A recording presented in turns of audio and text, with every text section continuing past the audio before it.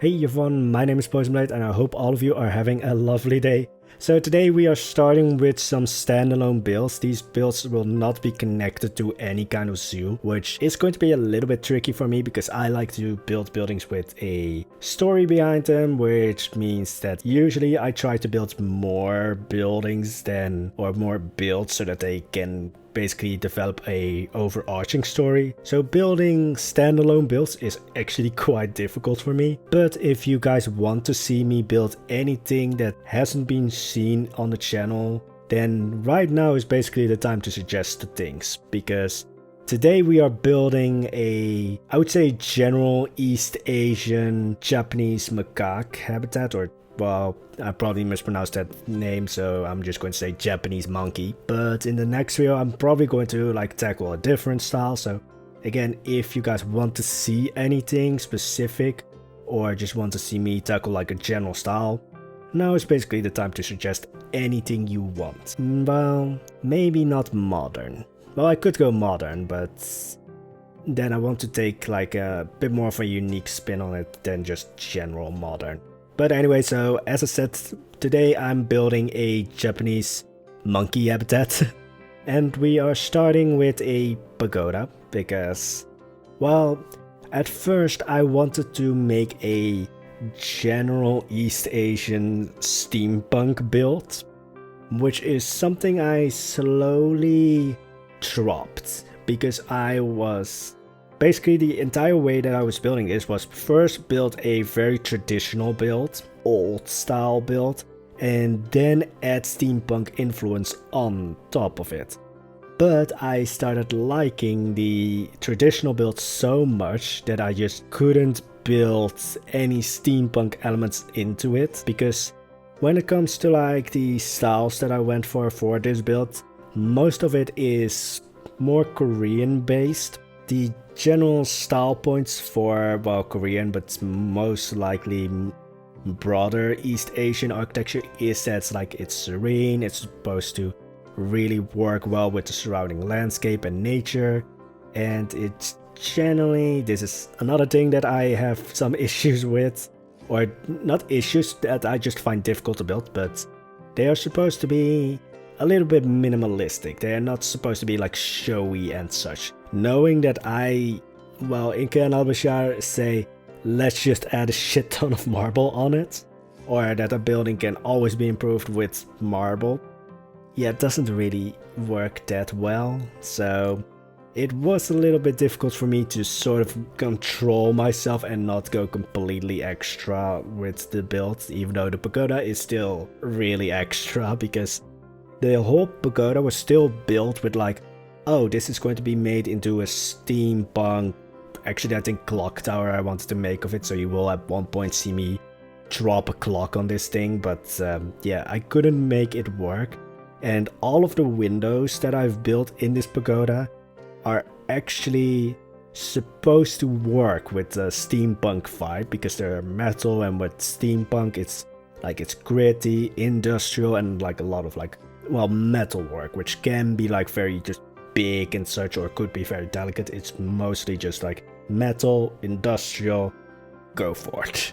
And then you have general East Asian architecture, and I'm going to say general East Asian because even though I looked mostly at Korean traditional architecture, there are some things that in the general points are similar for all East Asian architecture styles, or well, with East Asian I mean Chinese, Japanese, and Korean, because they all have some similar points to the building, and me being a squirrel, I couldn't adhere to oh, this is the style that I want to pinpoint it all to, so I'm just going to say general East Asian, because I think that's the better way to describe this pagoda, and then there's some small steampunk elements to it I actually really like, because for me the windows, they are supposed to work well with the steampunk theme, but they also, this might just be me, but they just, when built in the way that I've built it, just makes me think of dragons, with that, well, with the entire look of the windows. They just make me think of dragon. But this pagoda was actually somewhat styled after one pagoda in Korea. I have no idea where it is or what the name is. I just typed in Korean pagoda. Yes, I did not embellish on that or anything. It's just Korean pagoda and then it shows up. And the original pagoda actually had 2 stories, whereas my pagoda has 4, because I wanted this to be a clock tower at this point still. And yeah, I tried that later on, because the Japanese macaques or Japanese monkey habitat, because again, I can't pronounce words for anything. But yeah, I also later on built just a normal, traditional, well, East Asian / Korean house, because all of the builds are based off of Korean originals, but yeah, I think it's better or safer to say it's general East Asian. But yeah, the habitat for the Japanese macaques or monkeys is huge. It might be a little bit too large for the monkeys because they are tiny when compared to the entire habitat, but then most of the habitat is also water, so yeah, those monkeys don't really swim. I mean, it's a little bit strange to me because whenever I see like pictures of those Japanese monkeys, I'm not going to say the name again because I'm going to butcher it. I mean, I think I already butchered Pagoda and all of it. Whenever I like saw pictures of these monkeys, they were always in those like steam baths, so I thought like, oh, they should probably be able to swim. Nope. Also, would have been a really fun thing to have like those steam baths as like an enrichment item. Now we just have to make it look like, let's say, their forage thing is a steam bath or just steam pool. But in a way, this was also a really fun build because some people might remember this, but I did already in a way tackle general East Asian architecture in the beta of Plan 2. I also know that I'm mispronouncing beta because when the beta was actually going on, someone pointed out to me and I should have probably looked up how to pronounce it, but then I am a squirrel. I start these recordings and then I just see where it goes. And most of the time I find them really funny and then I just, yeah, I don't take these recordings seriously at all. But it's really fun to revisit an architecture style that I have, well, tackled in the past, but then see how much my building skills have developed in the period since then, which is almost a year. I think it's by now like 9 months, but Ozaru would have turned almost a year old by now, which is really strange to me that I've been building in Planet Zoo right now for almost an entire year. Yeah, that sounds really strange to me and makes me feel in a way really old as well, because I really did not expect of like, wait, it's been almost a year. Kinda cool, but also kind of freaky because it really didn't feel like a year to me. But yeah, it's really fun to just look at, well, my first build for Ozaru was actually also a pagoda, and it's really fun to actually see like, oh, this is how I used to build a pagoda. And there's still some similar things that I used in the first pagoda that I built, but then there are some things that I have, well, learned myself on how to build it better since then. So yeah, looking back at the first builds, I don't like them. They also don't really work anymore, I think, because when the beta went down, first of all, Ozaru died, then it went up in flames and went to Planet 2 heaven. I am saying that literally because I couldn't open it. But yeah, some pieces have changed, and so most of the builds, because a lot of the builds that were in Ozaru, I actually uploaded to the workshop. I'm also going to upload this one, of course. I actually looked it up, and most of those builds have like some minor issues with the windows, so those items were probably updated in between the beta and the real release of the game. And so that means that most of the builds that are built in the beta are not really how they should be. Again, mostly windows and such. Although I still have the same issue actually that I had in the beta, which is that I built a lot with climbable items. Right now I'm not building roofs anymore out of them, which is a great relief. But the house that I'm going to build later on is almost completely climbable items. So yeah, when it comes to the monkeys, they just are kind of freaking out in the building. I mean, the building still works, it's just that they see it as like a climbable structure, which is not really supposed to be that way, but I mean, it's not really that it messes them up completely. It's just that they sort of try to climb the walls, even though there's not really a function to that. I also have seen a Jesus monkey already, because yeah, the climbing mechanics again in Plan 2, they are great, but when they aren't great, they are really funny. Let's just say that. I've seen a lot of floating, well, monkeys, red pandas, basically any animal that can climb. I've seen a lot of floaters. It's really funny to just be building and then you spot something out of the corner of your eye and you see that macaque is just floating or walking over water.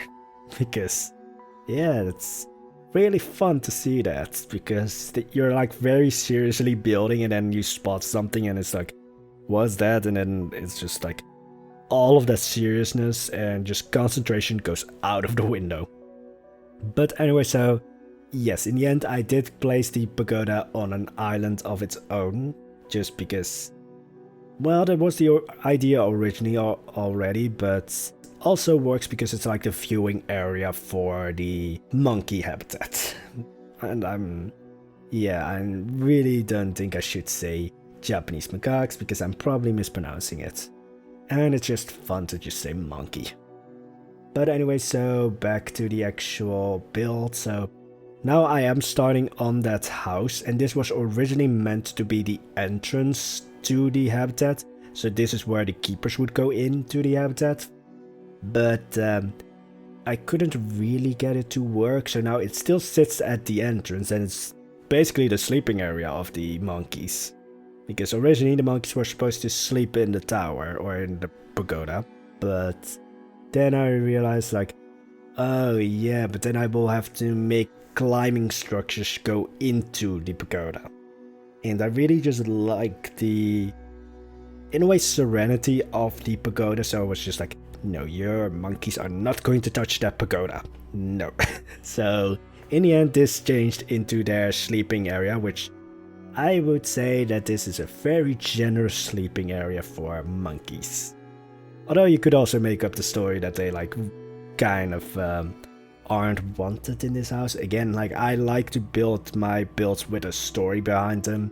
I like the idea of like the monkeys invaded this house. They're not supposed to be in there, but they did. Or the house was abandoned, maybe. Or the owner's like on some kind of travel journey. I don't know. But I did try to make those like sliding doors. And one of these is going to be open, and then the other ones I actually turned into windows. Yeah, there's still some like standard window pieces on the building. But yeah, that second window or second, well, sliding door but then turned into a window doesn't really have a function, it's just there to look pretty. When I started this build, I actually wanted to make it for the orang-utang, which might be why I made those huge sliding doors to the side, because I thought like, oh, you know, you need a lot of space.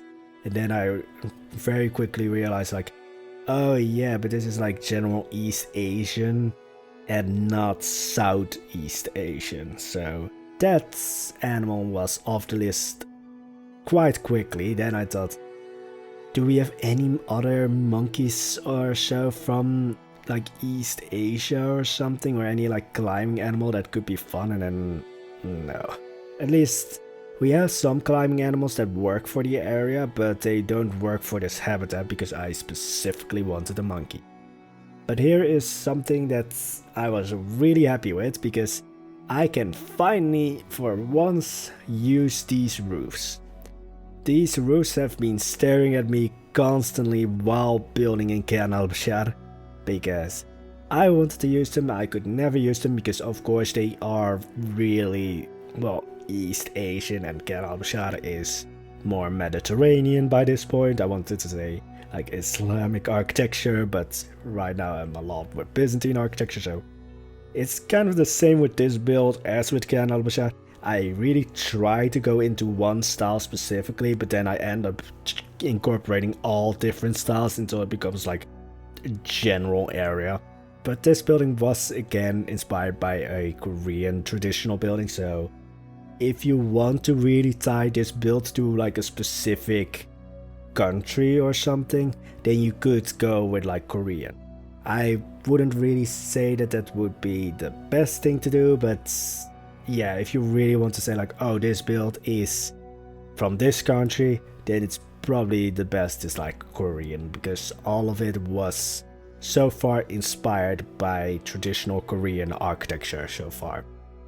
But then, I mean, I'm a squirrel, which if you're new here might be a little bit weird, but generally just means I get really into things, but then I also have the shortest attention span of anyone you will find, and I generally don't really keep well to deadlines. I've noticed whenever I say like, oh, it's going to be back at this point or this point, or I will have this finished by this point, generally I'm not good at that, so that's the entire squirrel thing. And also because the commentaries are completely just me making, well, not making, but having fun, not being serious at all. I mean, I made up the story that the monkeys kinda took over the house, so I think it was already very clear. But here comes the thing where I'm not really good at, which is climbing structures, because yeah, I think I've used the same structure in Cairn al-Bashar with the round platforms. Yeah, I usually don't really have the patience to make like elaborate, realistic climbing structures, and I can't say I've done better here, because, well, it was more or less like thinking of like those monkey islands that you like find in a zoo, where they have like this island and they have like a lot of climbing structures. I also wanted to make these like bridges, which the monkeys can use. They can use these bridges, even though they look kind of strange, but they can use them. And I think this is where Jesus Monkey became a thing, because again, they can use them, but when climbing things or traversable areas go wrong in Plant Zoo, you get floating monkeys or Jesus monkeys, because they will just walk over water if they want to.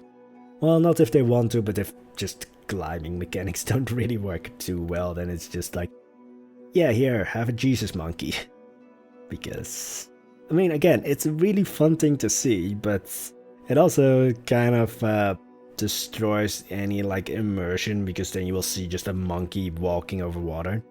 For the habitat, it should completely work, so I built later on, well, not in the video, but I built like bridges so that the islands, well, one of the islands is connected, because the other islands don't have anything that the keepers need to attend to. But the entire habitat should work and should basically be usable. Probably is very pricey, because I did not hold back on the piece count. But anyway, that's going to be it for today's video. Again, if you guys want to suggest anything for me to build, whether it's a build or a general style for me to go for the next video, then now is the time to do that, because when Cairn al-Bashar returns, I probably won't have time to do that anymore. So anyway, I hope you guys liked today's video. If you want to see more, of course, hitting the like button or subscribing is the best way to do that, because it of course also helps out the channel a lot, and I wish you all an amazing day. Bye bye!